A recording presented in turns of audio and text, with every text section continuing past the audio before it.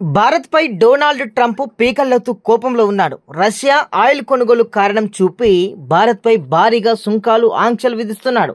Trump నిర్ణయంతో ఇరు దేశాల మధ్య సంబంధాలు దెబ్బతిన్నాయి. ట్రంప్ టారిఫ్లపై సొంత దేశంలోని విమర్శలు వస్తున్నాయి. అయితే కొందరు మాత్రం భారత్పై ఆంక్షలను సమర్థిస్తున్నారు. ఈ క్రమంలో ట్రంప్ సన్నిహితుడు, సీనియర్ వాణిజ్య సలహాదారుడు పీటర్ నవారో గత కొన్ని రోజులుగా భారత్పై విమర్శలు గుప్పిస్తున్నాడు. రష్యా నుంచి చౌకగా ముడి చమురును కొనుగోలు చేస్తూ భారత లాభాలను ఆర్జిస్తుందని, ఆయిల్ కొనుగోలుతో వచ్చిన డబ్బుతో రష్యా యుద్ధ యంత్రాన్ని నడిపిస్తున్నదని కూడా పీటర్ నవారో ఆరోపించారు. అయితే ఈ మేరకు ఎక్స్ వేదికగా వరుస ట్వీట్లు చేశారు. అయితే ఆయన ఆరోపణలన్నీ అబద్ధమని ఎక్స్ ఫ్యాక్ట్ చెక్ తేల్చింది. రష్యన్ చమురు కొనుగోలు చేయడం పూర్తిగా చట్టబద్ధమైందని ప్రకటించింది.